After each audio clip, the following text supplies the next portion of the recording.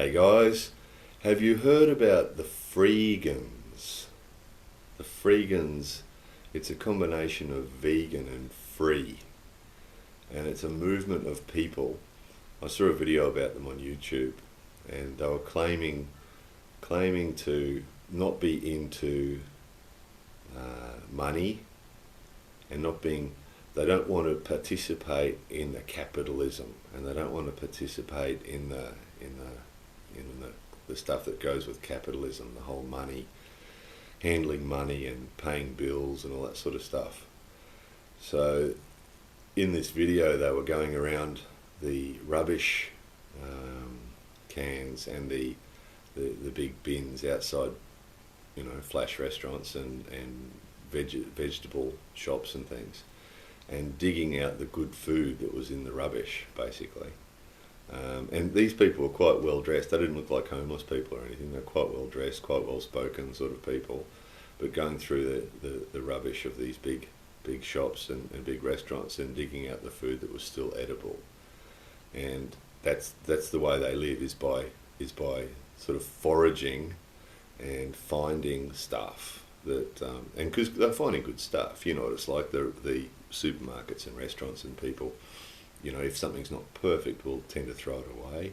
So something that's got a blemish on it or something. So they're finding good stuff, no doubt about it. And I think from that point of view, what they were doing was highlighting the waste, how much food we waste. And it's true, the stuff that some of us throw away would feed other people quite happily.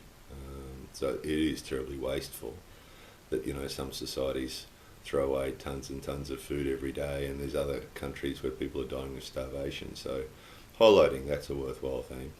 But these guys were living in this decadent capitalist society in the middle of the city, in apartments and houses and things, and living off this food of other people. And while I can understand their points, and I think they make some good points, what they basically were doing was relying on the wastage and the excesses of this capitalist society. So even though they make some good points, saying that they're opting out or that they're not participating in this capitalist society is really not true, is it? Because they're relying on it. If it wasn't for the capitalist society with the excesses, they wouldn't be getting that food, and they wouldn't be living in that apartment and that sort of thing. So I've met a lot of people like this in my life. I've actually had friends that were like this, and I think if somebody went and lived in the countryside somewhere, out in the wilderness, and built a log hut and was self-sufficient. Read a really interesting book a long time ago about a guy doing that in Canada. I think it was Canada. But yeah, it was an amazing story, and that's what he did. He went and lived in built a log cabin and lived self-sufficiently there for a few years. It was an amazing story. And I got total respect for him. That was incredible. He did opt out, and he did his own thing there for a few years, and that was quite amazing. Although there was an aeroplane that flew in now and again and gave him stuff that he couldn't get, sugar and coffee and stuff. So he still wasn't 100% free of it, but he was out there. But these guys that live in the cities, and I actually had friends like this in Oz, so I've heard all the arguments, because I had friends like this in Oz that were sort of hippies and didn't want to participate and didn't want to be capitalists, man, and all this sort of stuff. And I love some of them. They were really good people, but and they made some very good points, but they were basically leeches. And I don't want to. It's the only way to put it. It's the only way to put it is a leech and a parasite is basically an animal that lives off other animals, and that's basically what they did. They always went on about not being into the capitalism and not being into that sort of stuff, but they used other people's stuff. So these guys would quite often come and stay in my house when they needed somewhere to stay, and we drank a lot of beer in those days, and I was always the one to buy the beer. So opting out and saying you don't want to participate in the capitalism, you don't want to be a part of it, that's all fine. But then if you're going to do that, you can't have the apartment, you can't live in the air-conditioned house, and you can't drink the beer, and you can't go to the fridge and take the food out of the fridge, and you can't order a pizza, which is what they do. They say, hey, let's order a pizza, and I'd order a pizza, and they'd say, oh, geez, I've only got $1. I've only got $2.50, you know. So yeah, guys, the Freegans, yeah, the moochers. So yeah, look, I think total respect for anybody that can live independently, but they're not being independent. That's the other thing.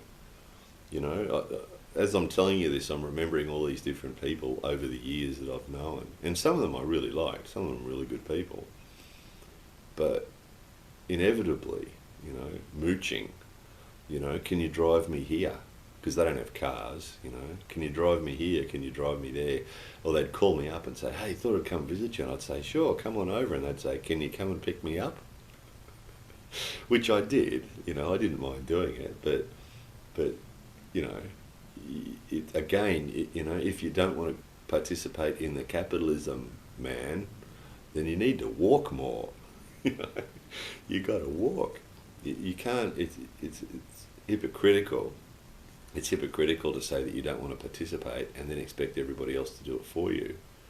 You know, I mean, I'd like to not work as well. You know, I'd like to be able to sit around at home and not work, but, you know, somebody's got to work.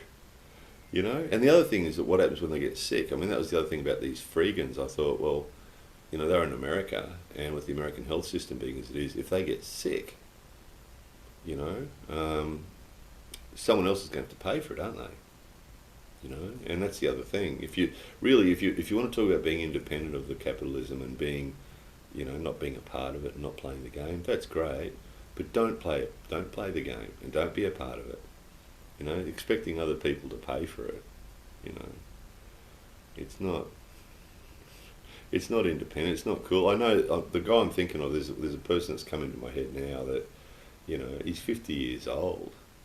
And he's worked for a couple of years of his life, and the rest of it, you know, he talks about being independent, and he collects Social Security, and he's collected it for, you know, 25 years or something, collected Social Security, and talks about being independent and not being part of the system, and, you know, being free and all that sort of stuff. Well, yeah, but only because the rest of us are working, you know. So, be interested to hear both sides of this argument. There's two sides to this, I understand that, but you know, it's a bit hard to argue that you're not being a part of it when you're expecting the people that are a part of it to be supporting you, you know, lending you money. You know, these guys I'm thinking of over the years, you know, lend them money, buy them pizza, buy them beer, let them stay in my house. You know, there's lots of people who stayed in my house over the years like this, come and stay for a day and a week and a month, and they're still there. You know, and then they go and stay at another friend's house, you know, and, you know, I'm a hippie, man, I'm free, I'm not a part of it, I don't play the game. Yeah, well, yeah, get out of my refrigerator. So, anyway, I'm interested to hear both sides of this, and I hope it gets some people thinking that, you know, it's all very well to be independent. I prefer to be independent by working. You know, you have more freedom if you work and you earn enough money to support yourself. You don't need to take anything from anybody else. You don't need to ask anybody for anything else. You can pay your own way. For me, that's freedom. That's real freedom. Because these guys that I've known over the years, they don't really have freedom. They need me to go pick them up. You know, they need me or somebody else to let them stay in their house. They need me or someone else to feed them. You know, the Australian Social Security system's pretty slack. You know, you can stay on Social Security there forever. You've just got to apply for a job now and again. So, you know, once a month or every now and again, they'd go and apply for some jobs and get some forms signed to say they'd applied for some jobs. And I used to get them when I had my company in Australia. People would walk in now and again. They'd walk in and they'd say, "You's got any jobs?" There's one guy I'm thinking of in particular, but he was a good example. He wasn't the only one. Lots of them did it, but the one I'm thinking of, he walked in, he said, "You's got any jobs?" And he'd made no effort. He was just wearing his whatever he'd woken up in that morning and looking all casual and relaxed, and he didn't care. And he knew we wouldn't employ him. So I said, "No, we don't." And he said, would you sign this form to say that I applied for a job? And I said, no, I won't. But that's what they do. They go to job interviews and make no effort. And when they don't get the job, they just get the people to sign the form, and that says that they're looking for work, and then they keep getting Social Security. So they can keep being independent, man. So, anyway, Freegans, guys. Have you heard about the Freegans? Tell us what you think about the Freegans. The Freakin Freegans. The frickin' Freegans. More videos coming soon.